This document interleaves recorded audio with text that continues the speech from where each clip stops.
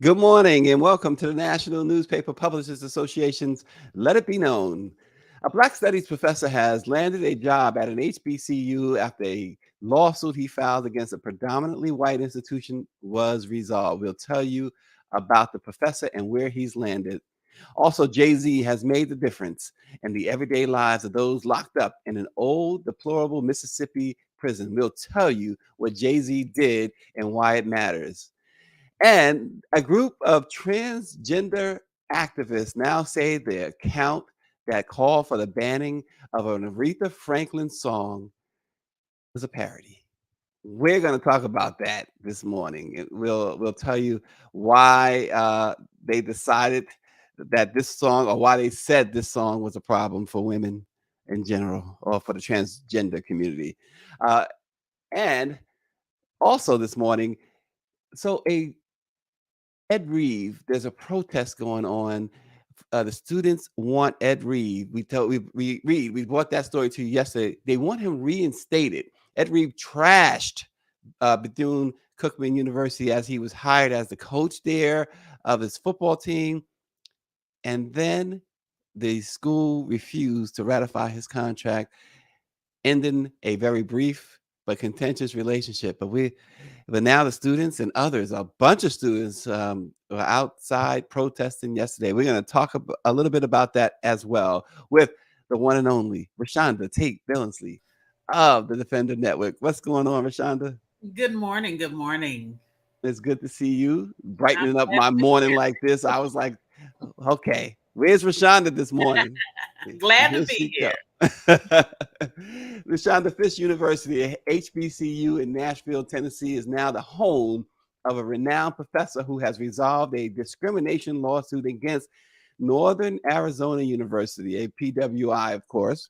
According to the Arizona Republic, Ricardo Guthrie, hired as an assistant professor at NAU in 2008 to pioneer the ethnic studies program at the Flagstaff campus, settled his lawsuit against the university and the Board of Regents and voluntarily resigned from his position in July of last year. He filed a federal suit alleging that they denied him the opportunity to serve a second 4-year term as the Ethnic Studies Department chair after he complained about the alleged discrimination and filed complaints with the Equal Access Office. He had been in that role since 2016 after being initially hired in 2008 as an assistant professor. Well, now he is where he probably should be, right? Rashonda, Fisk University, HBCU. Um, it's so interesting because we talk so much and we hear so much about critical race theory, and we see what the crazy man in Florida is doing there with the AP African Americans Studies course, and now we have this professor who teaches ethnic studies to enlighten people about the plight of Black people and people of color, and of course he settled his suit with NAU. They undisclosed settlement terms, but apparently they admitted to some bias against his course. Right, and the judge really did. He ended up saying that he didn't have merit in some of his argument, but it was just in the way that it was filed, not in Mhm. the the issue itself. He went into great detail about the accusations that systemic racism had just hindered Black professors and other professors of color from being hired. I think that it's great that he lended his voice to this cause. Hopefully, they'll make some changes, but he did the right thing. He lit a match, blew it up, and then came on home. And he came home. he said that's what he said that's what got me going. The fact that they didn't want to, him to teach history. And he said, come on. He says, you're claiming to teach the best history to our students and you don't have a single specialist in Black history. What are we really to say? He said, he asked, Black history doesn't count. Um, he took a stand, and I think him landing that fist shows that it paid off that he took this stand. Especially because at Fisk he will be working on that John Lewis Center for Social Justice. He that was part of his issue, though. He continued to he did a lot of work and got a grant for it. And then they turned around and didn't want to pay it. But now he's at the school where John Lewis went, graduated from. So, I think it's just completely full circle for him. Yeah, and it's amazing. Like you said, got this grant that they didn't want to pay. How do you get a grant and then you say we're not using it for you? How's that? Because the little colored fella should be happy to have a job, and he needs to do whatever we tell him to do. They got this different kind of people today. They're not gonna just sit back and do the work, and then you don't even get compensated for it. Yeah. Mike V writes in from YouTube that he says, "Isn't Arizona the same state that doesn't recognize MLK Day?" By the time I get to Arizona. Chuck. Yep. I'm going to stay on the HBCU for a moment because, I don't know how much you followed the situation at Bethune-Cookman with Ed Reed. We brought the story yesterday, but the students are now protesting. And I like what Dawn Montgomery, who, y'all know Dawn, she comes on here. Dawn is Dawn at Dawn Montgomery on Twitter.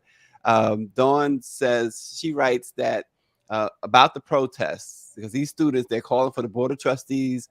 They're calling for the board of trustees to be removed. They say the campus facilities have many issues the school isn't addressing. Ed Reed spoke out and contract negotiations broke down, which was the icing on the cake, they said.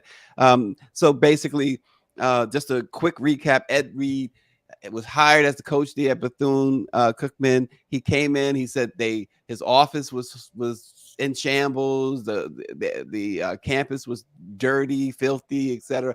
And my thing was that you come in trashing a place, they're hiring you, your contract negotiations are ongoing, or at least you agreed to a contract and they're about to ratify and you trash them. So they said, we're not going to ratify this contract. But Dawn says both things could be true. He was wrong for what he did, and the school should have been prepared for this type of visibility. Students shouldn't have to live in these conditions, and I appreciate them speaking up to be seen and heard.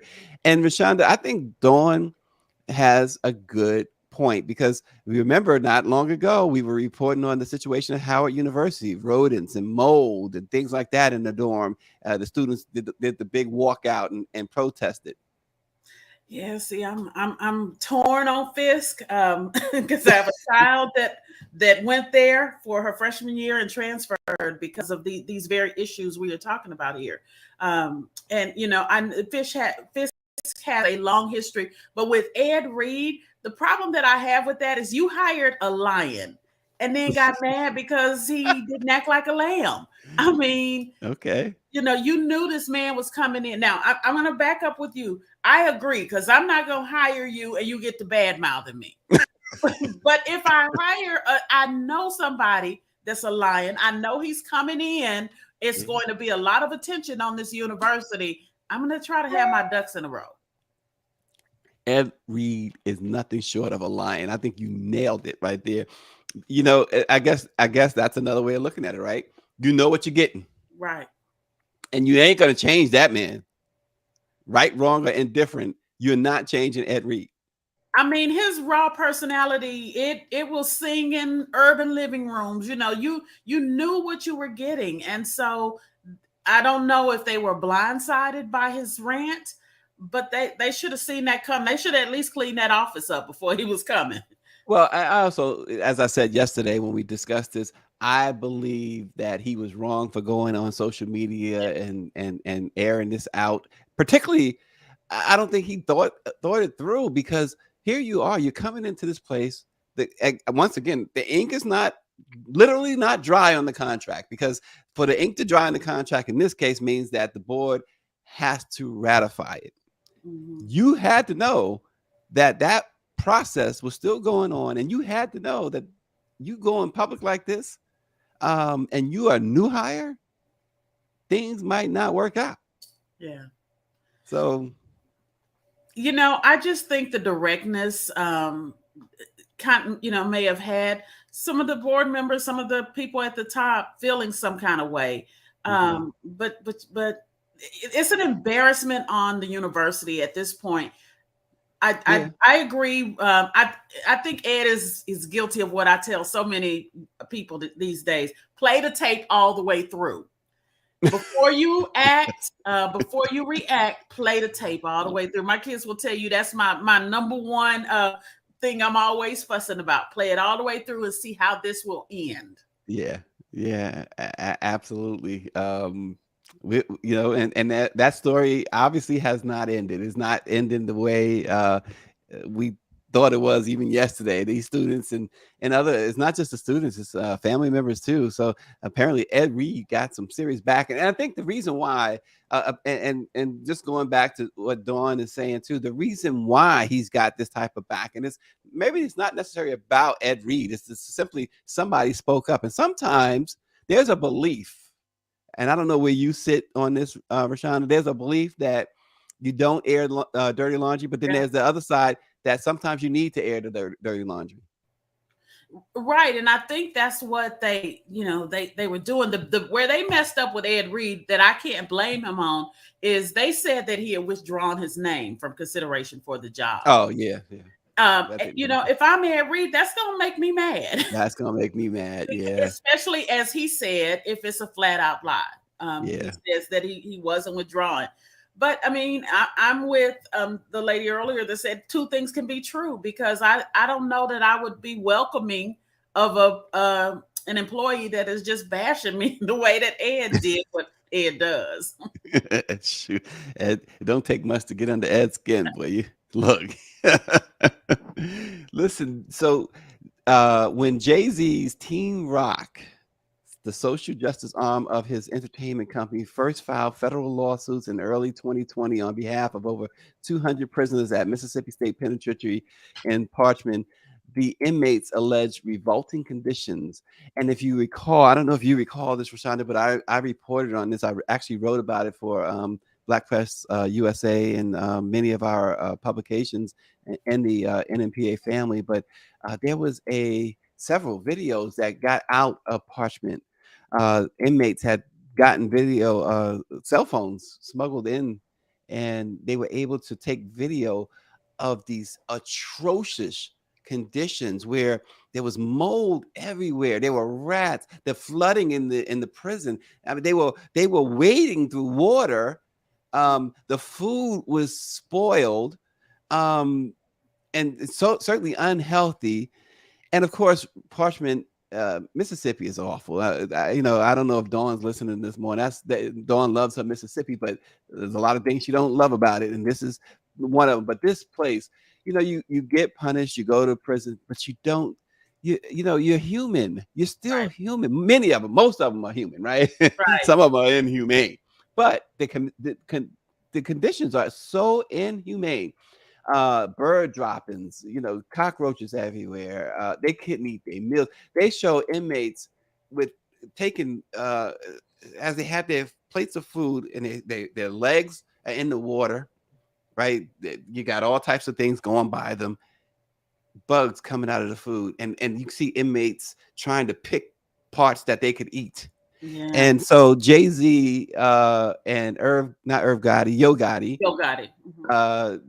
They got together. Look, we're gonna do something about this. And toilets were broken, lights were broken, everything. And so yesterday, Roc Nation announced that they were dropping their federal lawsuit against Parchman because conditions have greatly improved. But they also, a part of that agreement, and this part I really, really think is important. Part of the agreement too was not only to improve the conditions, but to allow Roc Nation and a camera crew to go in there and film a documentary, which is what they're doing, the before, the after, and what they see now, and to go in and inspect. And they're going to turn that over. They, according to an attorney for Jay-Z, they're going to turn that over to Christian Clark in the Department of Justice because they still have an outstanding lawsuit against Mississippi Department of Corrections. So I think what happened there, the bottom line is sometimes, we can criticize some of these celebrities, but in this case, Jay-Z used his celebrity for the good. His celebrity and his money. He put And his his money money. where his mouth was and funded these lawsuits. And I think it's so great that they not only brought their money to it, but their celebrity and aspect of it shined a light on it. These deplorable conditions. This place was so bad that they couldn't even find guards to work there. No. Many of those jobs had gone unfulfilled, and people didn't want to work because of the low pay, long hours, and dangerous conditions. Yeah. And so I'm with you. They're prisoners, but they still have some constitutional rights. And at Parchment, it was like they didn't, but luckily that has changed. And to the point that Jay-Z and his team is like, okay, we can back off now. And Right. I think it's great. I would like to see them move on to the next facility that's doing. Oh, there's the Angola and prison in Louisiana. I mean, you can go Rikers Island in New York. Rikers Island. I don't know why it's still standing. The changes that they made at Parchment include providing 2 functioning ambulances at the medical center at Parchment, replacing an outdated van, new stainless steel showers, toilets, and sinks, upgraded heating and air conditioning, ventilation and plumbing systems, recreational activities. So they're going to have basketball, flag football, and boxing. And boxing probably is the important one, right? Mm-hmm.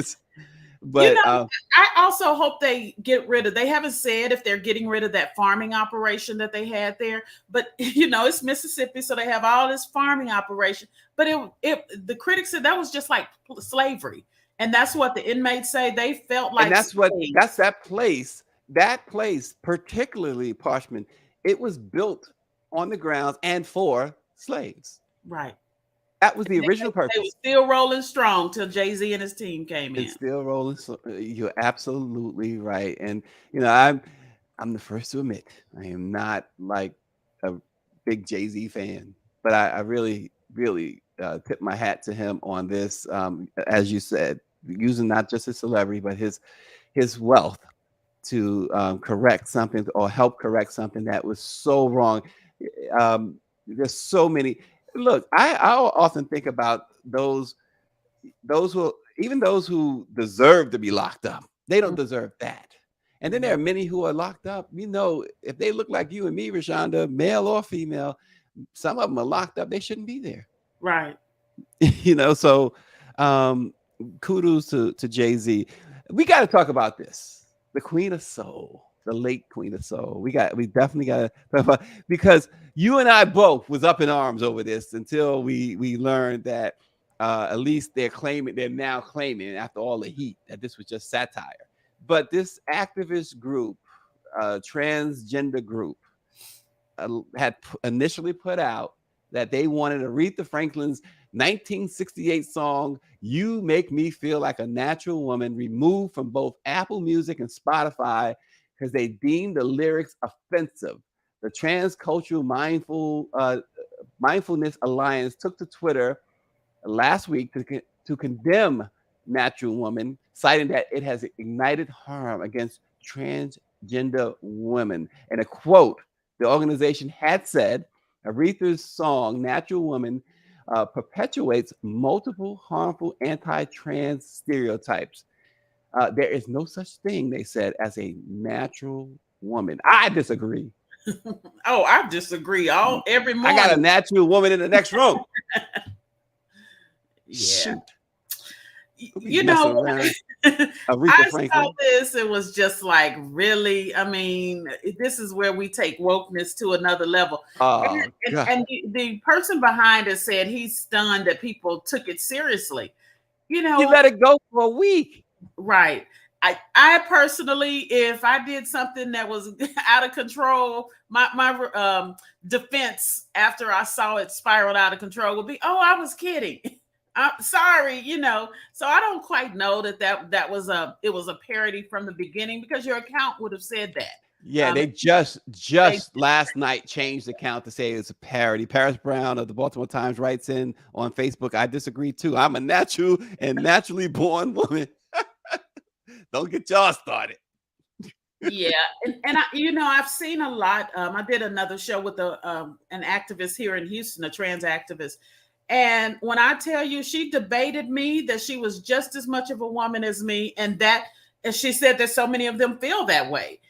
Look, So it wasn't a stretch for me to believe this account. I'm glad they say it's parody. I'm glad that's the out that they're taking now. They should yeah. have done that from the very beginning. Look, my aunt Pam is watching. I'm sure she probably doing her little dancing song right now. She's the Beyonce of the South, y'all, and I'm sure she's doing her little natural woman dance right now as we talk about this. Aunt Pam be getting it in. She be getting it in. I don't blame her. Oh boy, oh boy. But Rashonda, like I said, I was right there with you. Rashonda, you told us offline. Aunt Pam says you better know it. You told us offline that you was about to write an op-ed. Right. I started writing the whole op-ed. I was almost done with it. I was on fire. I'm like, this is ridiculous. Piers Morgan, several journalists and celebrities have started tweeting about it. Listen, because people were like, this is crazy. Black Twitter was not trying to hear it at all. So look, somebody wrote on Twitter, so someone heard the song and attacked trans people. What are things that never happened for $400, Alex? Another one wrote, OMG, get a life and stop trying to cancel everything. How sad and pathetic one's life must be if this is a priority to you. This is a great song. You go, girl, at Aretha Franklin. And someone else said, it's a great song, and I'm going to listen to it right now because of this post. Oh, man. And then somebody else, early on, somebody else said, this is satire, right? Clearly, this is parody. Good one, guys. Almost got me is what someone wrote. The organization did come out, like I said, a week later and say that, they were trying to make culture more fair for transgender individuals. This is not how you do it, y'all. Right. And I'm even more of the mindset that this was their out that they tried to take, because a few weeks ago, now they've deleted this tweet, but a few weeks ago they claimed they were not a parody account. They wanted to be taken seriously. And now they've changed the bio to the fact that they're a parody account. I want to know what your headline would have been. Did you get to that point? I didn't always do my headline last because me too. I was so fired up. I probably would have used some words that would have got the editor would have been like, no, ma'am. No. You got shut down. I got shut down. You can't come for Aretha. I mean, come on. This was something. Look. Hey, they got us talking about it though, right? Right. And maybe that was the end goal. And I'm sure, and they had like 1,200 followers. I'm sure their followers have increased as people go, just to give them a piece of their mind. Yeah, and like I said, and like we know, Black Twitter was all in. They were all in. I said, gosh, it don't take much of a match to light the fire of Black Twitter. We got to change this whole what is humor. Like, even if it's parody, you don't have any real issues you need to be talking about, with transgender people. Why this just makes no sense unless you're trying to build the followers, like you said, Stacey. And you on that point, with the idea of humor today, it's different. There are things that you can't say, and things that you say that just 10 years ago would not have even gotten a chuckle. Think about comedy, Rashonda. I know I'm older than you, but at least in appearance anyway. but think about shows like The Jeffersons and All in the Family, Sanford and Son. That stuff couldn't fly today because people they're so fragile. Yeah, there's no way All in the Family would make it. Oh my gosh. Yeah. I just think about stuff that Flip Wilson used to do on his variety show. Yeah, Cher. Man, It's a Cher, different type of Cher's world. engaged to this young black guy or Hispanic. He black or what? Isn't he black? He's like He 12 years old getting and her he's cougar engaged to Cher. on. She getting her cougar on, and it's like, I'm about to find me some happiness with my little cub.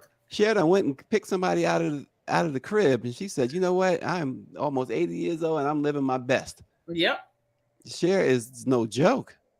At David all. Youngblood said, "We've evolved. Our parents watched Amos and Andy. OMG, Amos and Andy. That certainly wouldn't fly today." Yeah, so I'm working on a book on Hattie McDaniel, the life of Hattie McDaniel. Nice. And it the stuff that she used to do and used to say, just there's no way she would be canceled 7 ways Sunday these days. Look, when they talk about see, I'm of the belief. My grandmother used to say this too a lot. My Aunt Pam's mom, she used to always say that the kids are smarter, but they're weaker.